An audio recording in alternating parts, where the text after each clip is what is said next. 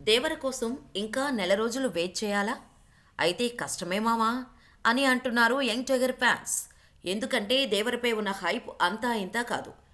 సముద్రం బ్యాక్డ్రాప్లో వస్తున్న సినిమా కొరటాల శివ కెరీర్లోని హై వోల్టేజ్ ప్రాజెక్ట్.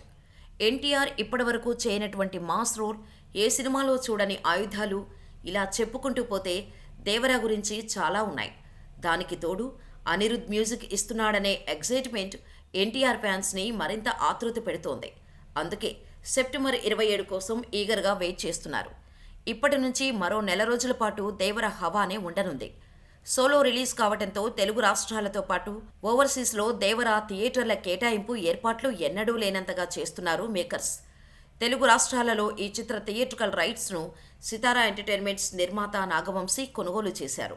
అటు ఓవర్సీస్లో హంసిని ఎంటర్టైన్మెంట్స్ దక్కించుకుంది. దీంతో దేవర ఓవర్సీస్తో పాటు 2 తెలుగు రాష్ట్రాలలో ఒకేసారి ప్రదర్శించబోతున్నారు. మామూలుగా అయితే ఓవర్సీస్ ప్రీమియర్స్ కాస్త ముందే పడిపోతాయి.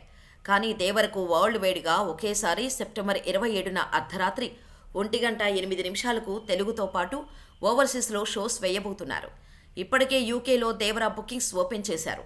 త్వరలోనే మిగతా చోట్ల బుకింగ్స్ ఓపెన్ కానున్నాయి. కల్కి వంటి బిగ్గెస్ట్ హిట్ తర్వాత భారీ హైప్తో సోలోగా వస్తున్న సినిమా కావడంతో దేవర మొదటి రోజు కలెక్షన్స్ గట్టిగా ఉండే ఛాన్స్ ఉంది.